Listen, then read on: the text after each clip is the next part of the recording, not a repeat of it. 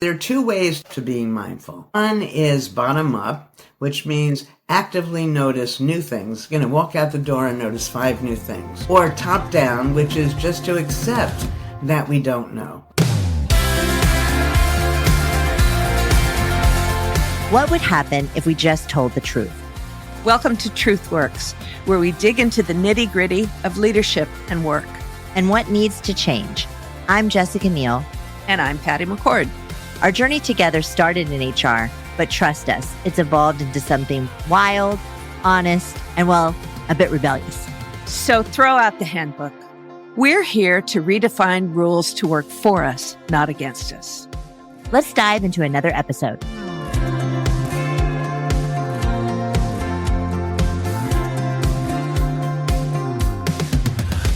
Hi, everyone. Welcome to another episode of Truth Works. I'm Jessica Neal, and today I always say I'm excited for my guest, but I'm really excited about this guest. And I'm going to introduce her, but I was just telling her how much I love her voice. She's an amazing voice, and I can't wait for you guys to hear it. But today's guest, she's often called the mother of mindfulness. She's a Harvard psychologist whose groundbreaking research shows how our mindset can shape our health, our decisions, and even our aging, which I really want to talk about because I don't want to age any more than I already have. But, her work that started where we're going to dig into this from, it's a very famous study called Counterclockwise. And she has many, many books. She has a new one out that everybody needs to buy. She's going to tell you all about it in just a second. Today I have Ellen Langer. Thank you so much for coming. I am so excited to talk to you. I don't know, I have like butterflies in my stomach. I'm a little nervous, but to hear your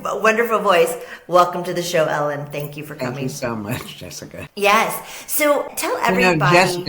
Yes. Many people have commented on the comments, the content of what I have to say. You're the first person who's introduced me based on the sound of my voice. The content is very good, I will say. Good. But your voice is it's just one of those, I don't know, you hear it, you notice it, and just like you said a minute ago, somebody recognized you in the store the other day. They heard your voice and they're like, "Are you Ellen Langer?" And you're like, "Yes."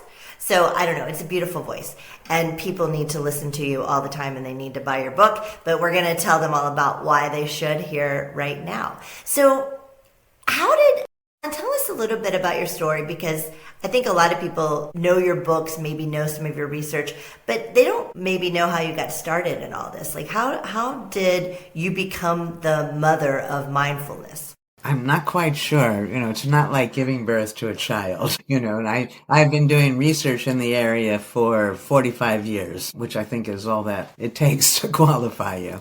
Yeah. I think that it started when I was leaving New York to move up to take the job at Harvard. And my feeling was that, Harvard, Cambridge, all of these super smart people, I couldn't wait. And then when I got there, I saw the same kinds of things. It surprised me in New York, but a little different because New Yorkers also smart, but New Yorkers are street smart. Yeah. And I didn't find the Cantabrigians to be so. So, for example, at that time, banks closed at 3 o'clock. In New York, if there was a bank that had parking spaces, at 3:01, there'd be a car parked there.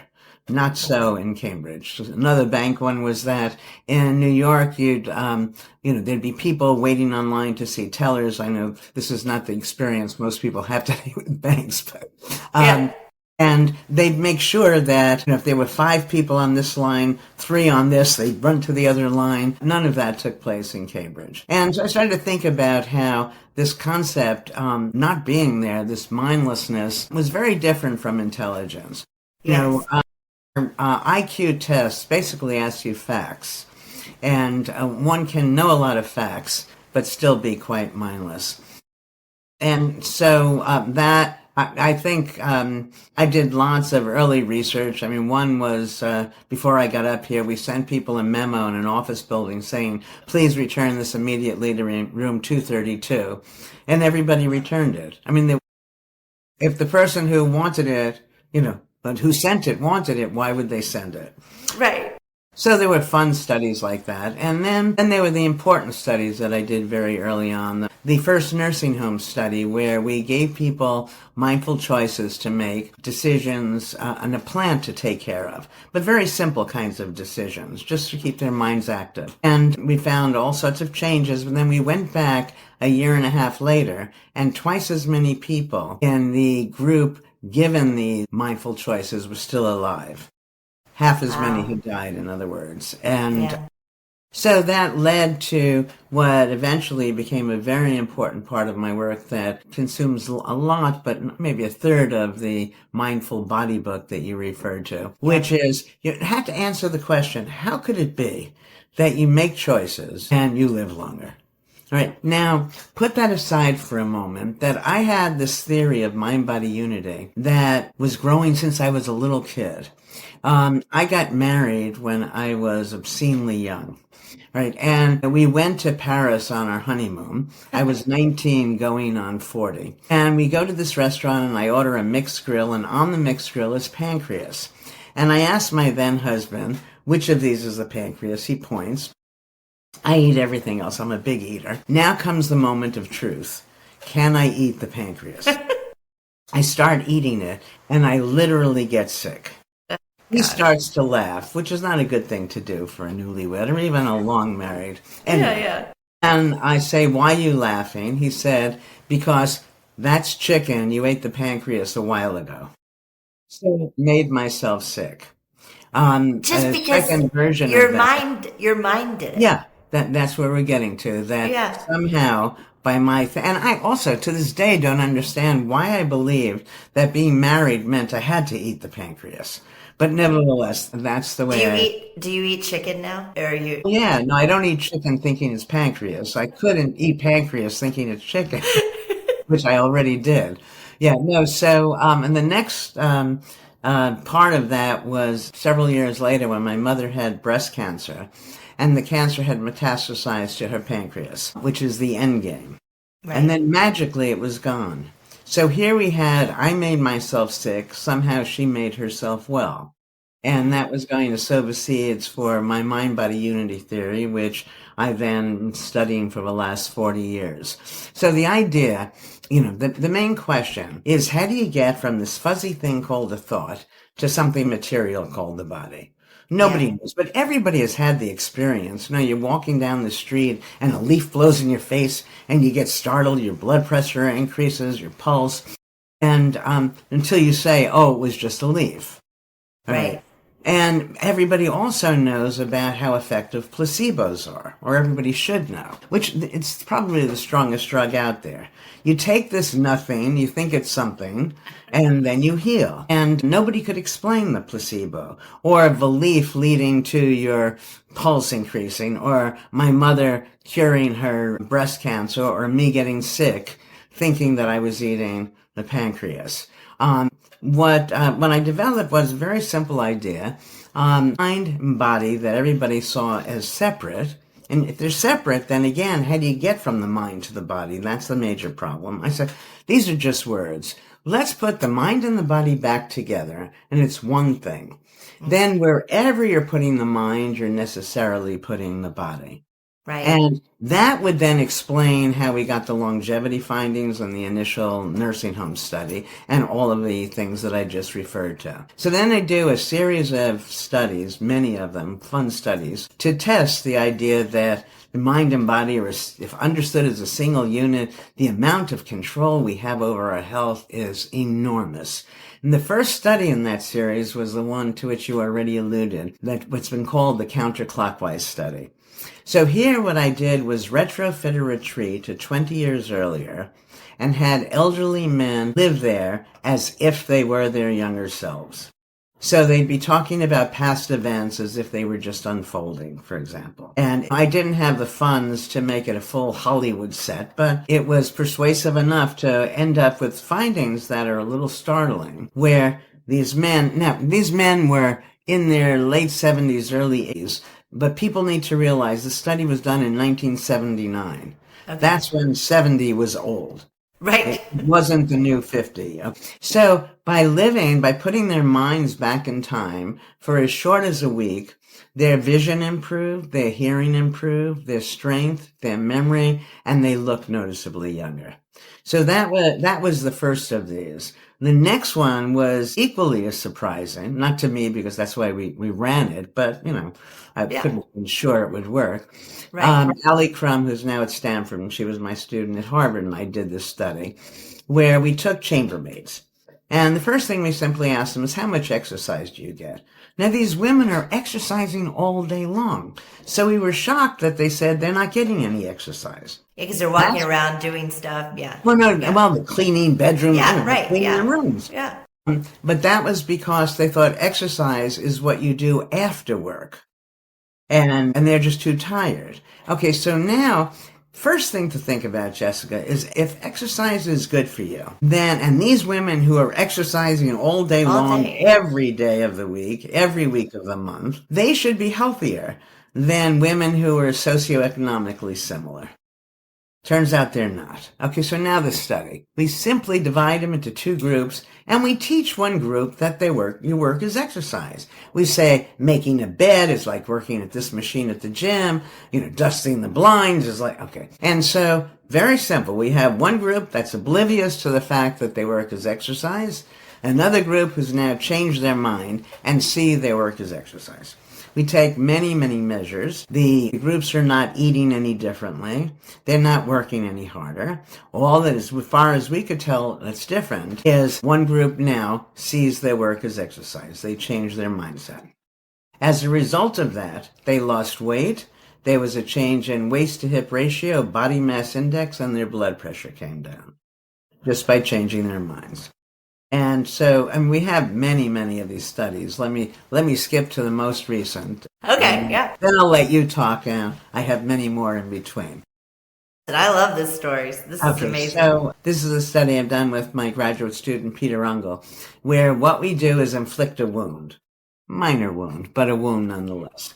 And the person is in front of a clock. And unbeknownst to them, the clock is rigged. So for one group, the clock is going twice as fast as real time. Okay. For one group, it's going half as fast as real time. And for the last group, it's real time. Now, most people would assume the wound is going to heal when the wound heals, right? That's your body. It just does what it wants to do. But what we found was that the healing was controlled by perceived time, the time they saw on their clock. And we have lots of studies like that. We have people, they wake up in a sleep lab. We screwed around with the clock again, so they think they got 2 hours more sleep than they got, 2 hours fewer, or the amount of sleep they got. Biological and cognitive functions seem to follow perceived sleep. It's so fascinating. Okay, so if I'm a person and I'm and you are. I am. But I'm listening to all of this research and I'm thinking about my body aging, having more energy. Is your advice just to set your mind to what you want? Okay, is that the goal? Think, yeah. Yes, but it takes a little bit to get there. So we probably should have started by telling people what I mean by mindfulness. Okay. Describe the child that I'm supposed to be the mother of. Yeah, your birthed child. Yes. When I talk about mindfulness, it has nothing to do with meditation. Right. And it's not a practice.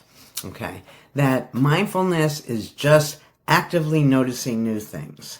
Now, the problem is we think we know. So when you think you know, you don't pay any attention. Why pay attention? Because you already know. But it turns out that everything is always changing. Everything looks different from different perspectives. So we can't know. Nobody knows. Now, when you know you don't know, then you pay attention. So if you were going to come visit me, I'm in my house in Dartmouth, Mass. right now. You'd walk in and you'd look at the painting. Gee, did she paint that? What is this thing over here? What are those books she's reading? You would notice. Right. Because it's all brand new. But essentially, everything is brand new. All right. Now, so there are two ways to get to this, to being mindful. One is bottom up, which means actively notice new things. Walk out the door and notice 5 new things. When the person you live with, if you live with anybody, notice 5 new things about them. If you're at work, notice 3 new things about the people around you. And the more you do this, the more you realize, hey, they're new. They're not all that I didn't know all about them. All right? So right. you get but there. But your mind told you did. Yeah, or top down, which is just to accept that we don't know. All right, so the way I try to persuade people that they don't know is I take the thing that everybody thinks they know. So Jessica, forgive me for putting you in the hot seat, but how much is 1 + 1? Yeah, but no. 1 + 1 is 2 if you're using a base 10 number system. Okay. If you're using a base 2 number system, 1 + 1 is written as down. Who cares about number systems? Jessica, if you take 1 pile of laundry, add 1 pile of laundry, 1 + 1 is 1. You take 1 wad of chewing gum, you add 1 wad of chewing gum, 1 + 1 is 1. You take 1 cloud, add 1 cloud, 1.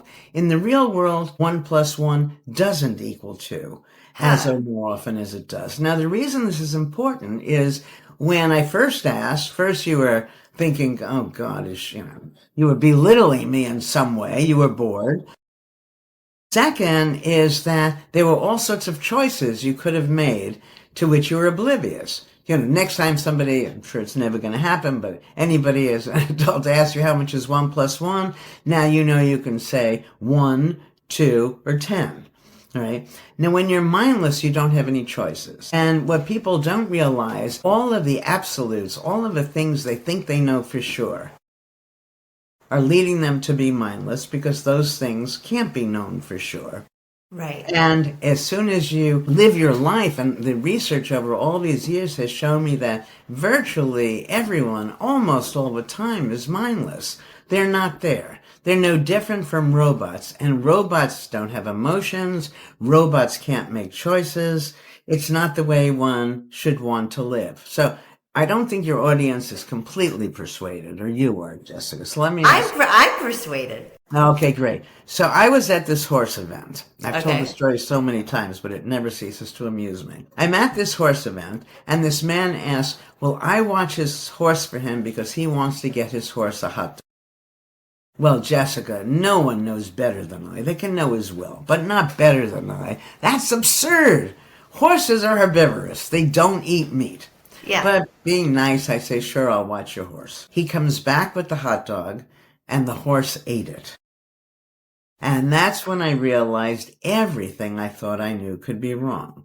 You see, all of the absolutes we have are based on science, but science only gives us probabilities.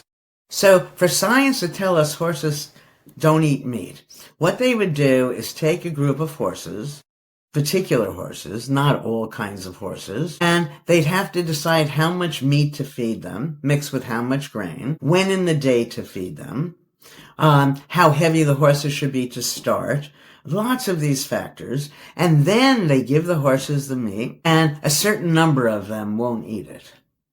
All right, most of them. It's too much of a mouthful, so that's reported as horses don't eat meat. But some horses do eat meat. Even at the worst, when cancer was considered a killer, it wasn't killing everybody. That no matter what you hold on to, 1 and 1 is 2, that's absolute. Horses don't. No, there are no absolutes. And when you deeply understand this, everything becomes interesting again. Because when you think you know it, you don't pay any attention. And you're missing out because when you're actively noticing, the neurons are firing. And all of these decades of research that we've done shows that it's literally and figuratively enlivening. When you're having fun, you can't have fun as a robot. You can only have fun if you're there. So when you're playing games, when you're passionately eating pancreas or whatever you're doing, at those moments you're fully engaged, and that engagement means you're being mindful. And that's the way we want to be. People envy people who are passionate. People often feel stressed and bored. And these are the things that result from mindlessness. Events are not exciting. Events aren't boring. Events are just events. So if you, look at the event as the same old, you're going to be bored. If you look at it as totally brand new, That's going to scare you because you're not going to know what to do with it. So then you're going to be stressed. And when all the while, all you need to do is recognize that events are neither good nor bad. It's the way we frame them, understand them, that make them so. I picked up, this was years and years ago, before the world was so dangerous, and I was in Italy, and we're driving along, and I see these kids, young guys, with T-shirts that said New York, that wanted a ride. Now, nobody from New York is going to be wearing a T-shirt from New York, so we picked them up. And I asked them, so how did you like New York? And I was floored. The young man said it was boring. Now, New York is many things, but... Not boring. Exactly. Yeah. But so you can make the most exciting thing boring by not noticing. You can take, that if a farmer is looking at lots of fields of wheat, he's going to notice all sorts of things that I'm not going to notice. So nothing in and of itself is boring or exciting. We make it so. And when you realize we can control our response to anything, whether we enjoy it, we don't enjoy it, whether it's energizing or enervating, is all a function of the way we think about it. I 100% believe you, and I want to be this. I want to be mindful. But I feel like society makes it really hard. Right, and you're taught in school. Horses don't eat meat. 1 and 1 is 2.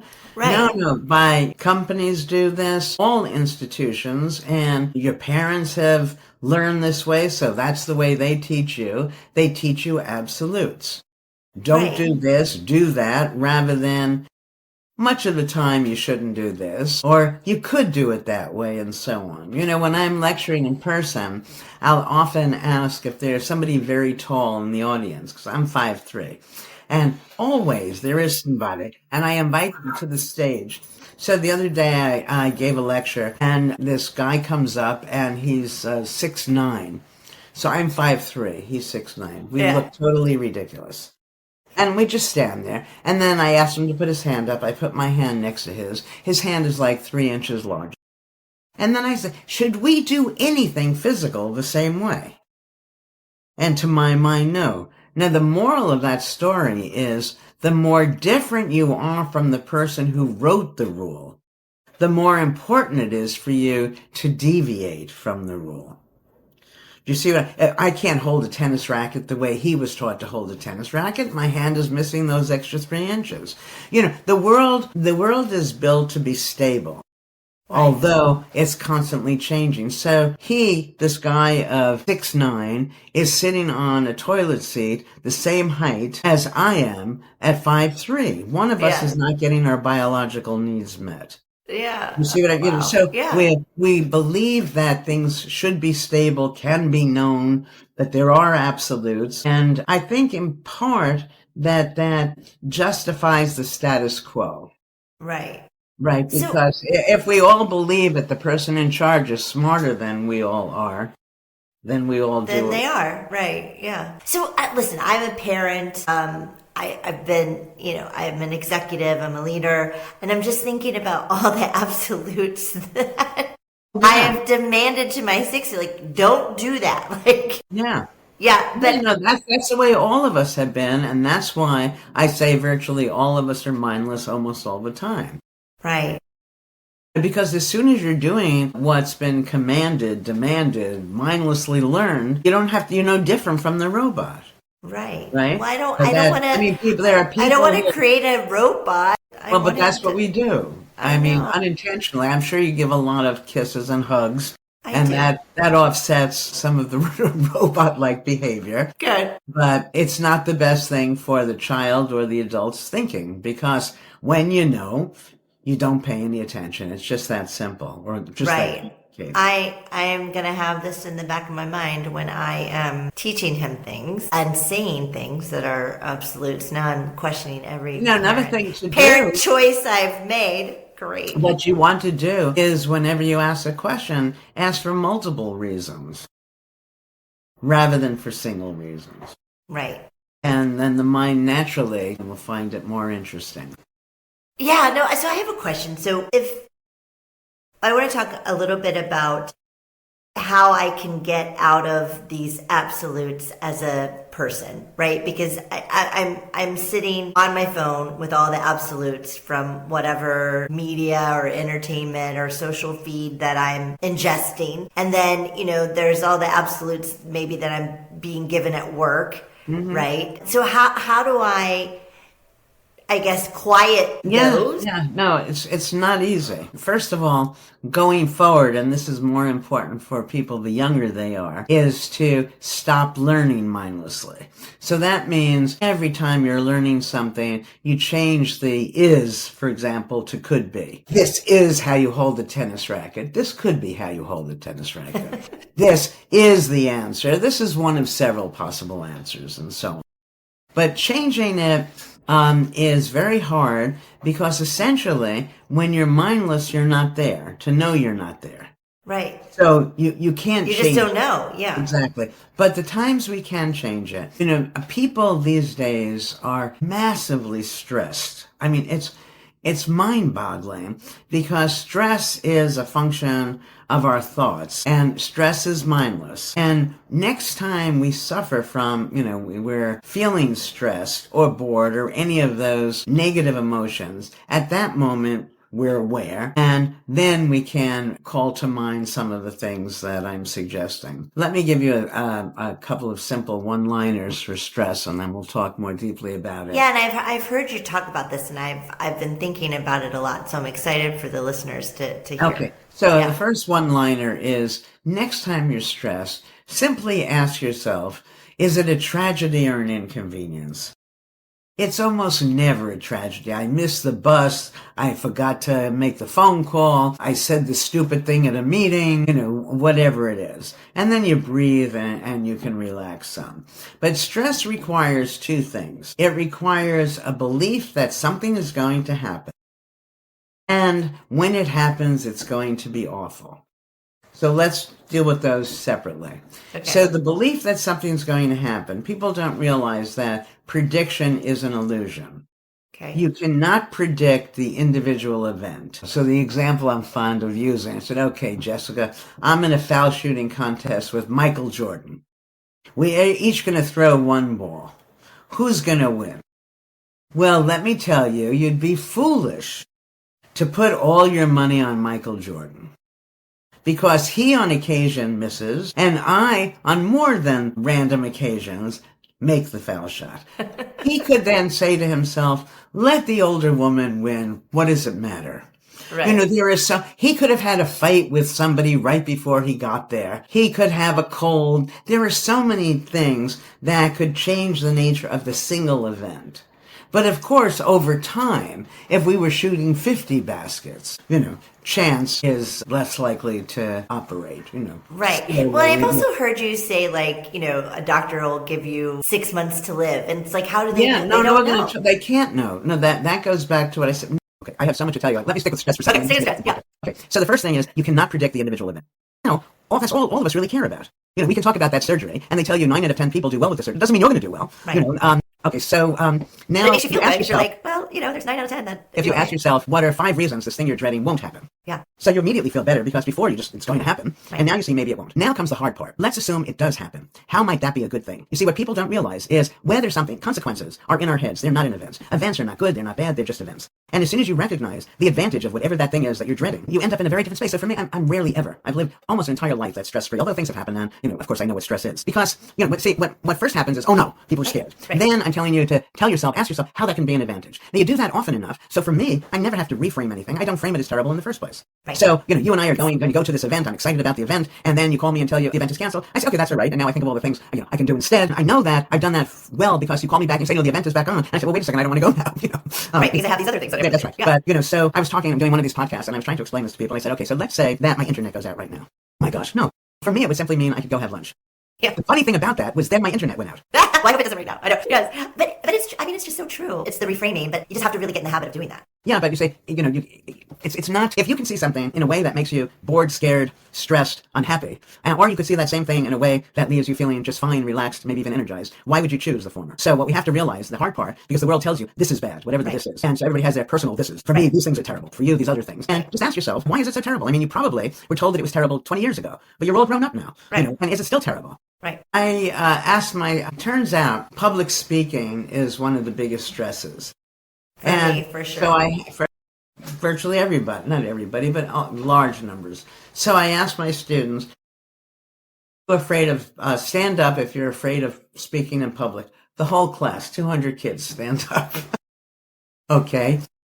And we start talking, individually. I don't get to talk to each of them, but they're all standing and, why they're afraid of speaking in public. And then you've just spoken, to the whole class. So what happens in part is that our hypotheses almost always become fulfilled. What I mean by that, if you asked yourself, Jessica, how are you great? You're going to find evidence for how you're great. But if you asked yourself, how are you awful? You're also going to find evidence for that. You say, when are the times I have trouble speaking in public? You're going to find evidence for that hypothesis, ignoring all the other times when you've spoken in public. So then I did something the other day, which, apropos of nothing, I don't know what led to it in the class, and I asked a student to stand up. These are Harvard kids, very smart, lovely, young people. And I said, okay, I'm going to ask you 3 questions, and they all involve adding single digits. Okay, I said, how much is 4 plus 1? It's 5. How much is 6 and 3? 9. How much is 9 plus 2? 11. I said, okay, were you nervous when you did this? She said, no. I said, you weren't nervous because you knew what you were going to say. So all of you people who are afraid of public speaking, if somebody asks you a question and you don't know the answer, you simply say, I don't know. If you know the answer, then you're not going to be afraid to say it.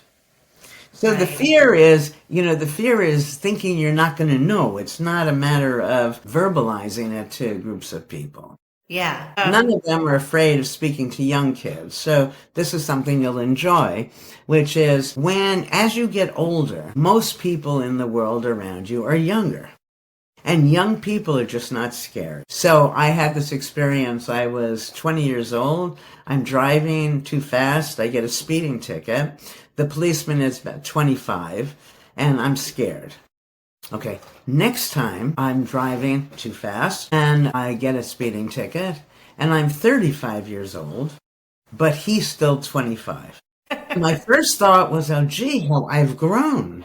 I'm no longer scared. And then I said, no, I didn't grow necessarily. Before I was talking to somebody older than I, now I'm talking to somebody younger than I am. Right. So no matter how afraid you are, the time will come where all of that will change naturally. Yes.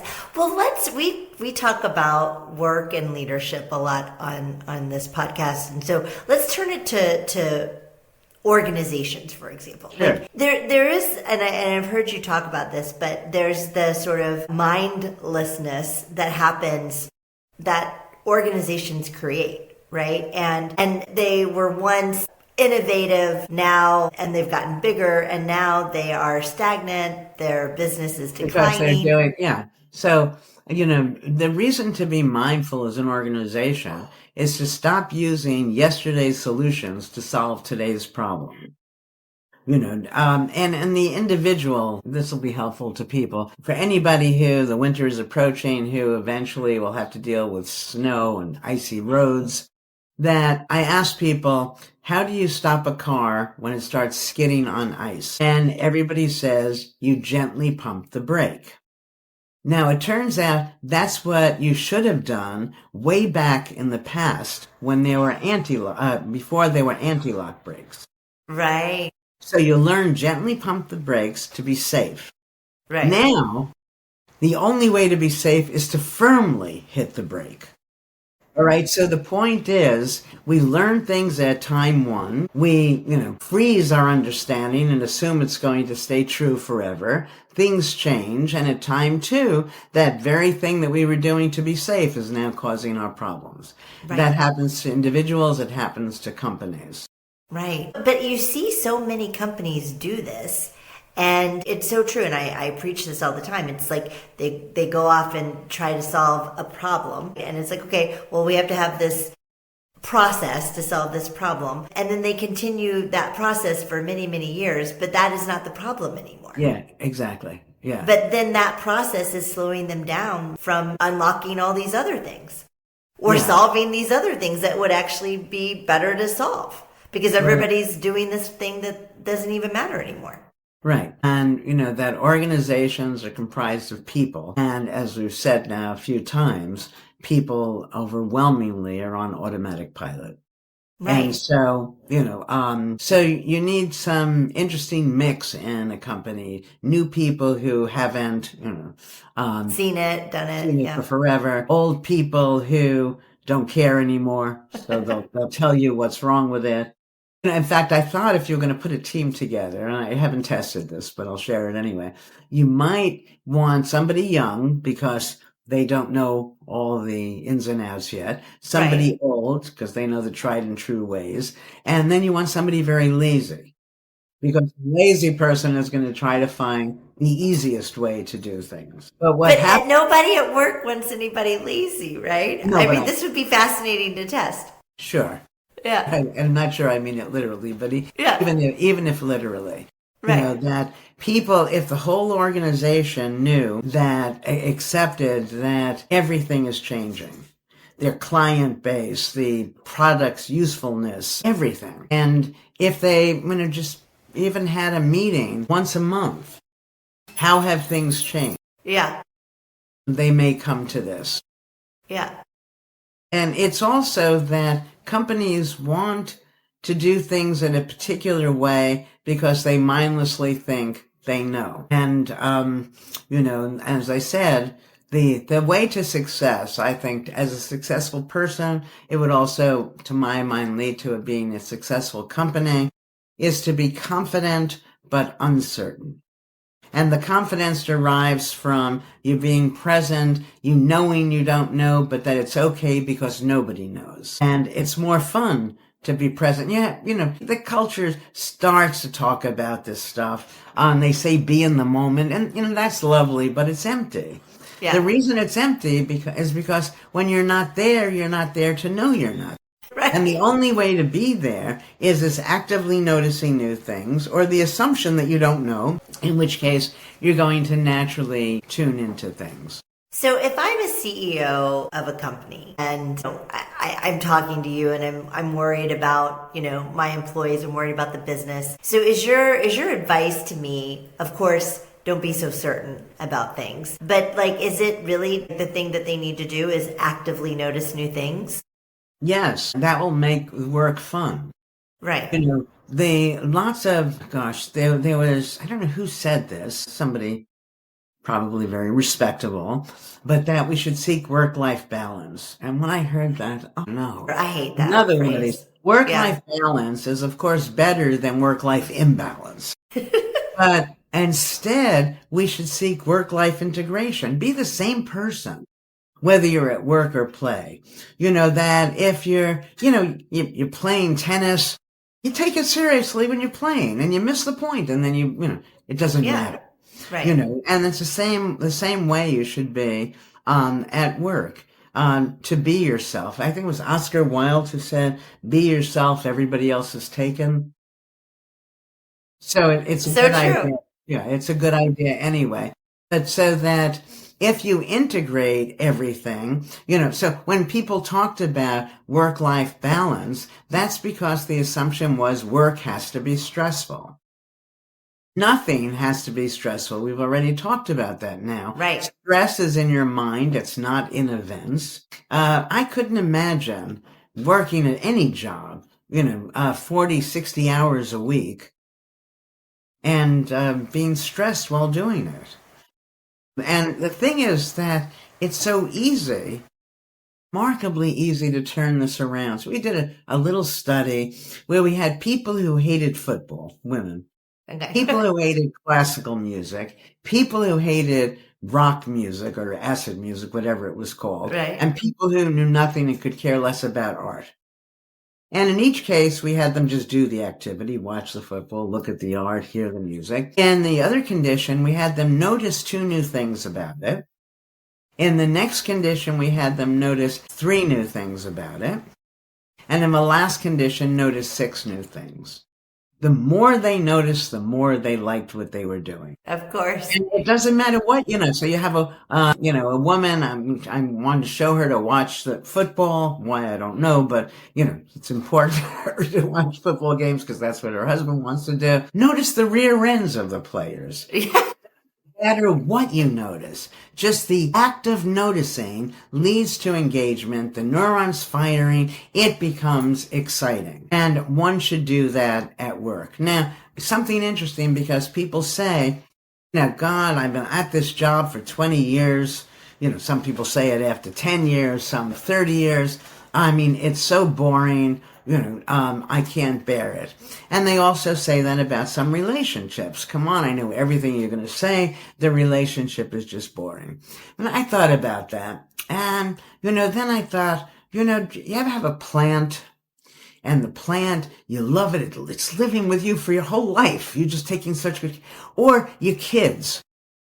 So and when I teach this to my students, I say, when you go home for Thanksgiving, I don't think your parents are going to say, I've seen you for 20 years, you bore the hell out of me. Right? So why is it for our plants and our children, the more we have them, the less likely we are to get bored? And that's because we're expecting them to change. By expecting them to change, there's a way for us to engage with it. Yeah, there's something. Now, what they don't realize is, and the business doesn't realize, is that everything is changing whether you recognize it or not. I know, people hate change. Yeah, but you say, you could hate it. But it's inevitable. Yeah, but you see, the only reason people hate change is because thinking it's going to bring about negative consequences. Right. But consequences aren't negative. They're not right. positive. But if you think about change as like, it's neither good or bad, it's just a change. But, and this is one that people need to accept it because whether you like it or not, you're changing, it's changing. Everything is changing. Yeah. And I change is what motivates us. Change is what keeps us aware so we can take advantage of all the opportunities around us, avert the dangers that don't occur to us once we think we know. Gosh. Oh my God. I mean, I could literally talk to you all day, but I know we're running out of time. So I just want to wrap it up, and we're going to skip career confessions today, people. We usually do these career confessions where people send in questions, but we're going to skip it today because I want you to leave us with a little bit of advice. And, we're headed into what people deem as a stressful season, the holiday season. And, we label it as stressful, so it is stressful, right? Yeah. So what's the advice, I'll just repeat all the things I've said. Yeah. Succinctly, maybe. First, recognize you don't know. But don't feel bad about that. The experts don't know either. Nobody knows. Nobody can know because everything is always changing.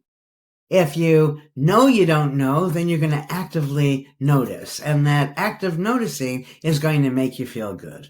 Now, as soon as you feel bad, that means you're being mindless, that something has happened. You get a phone call from somebody, you feel insulted by somebody else. Instead of responding in that same old way you've always responded, now recognize that you're choosing your emotions.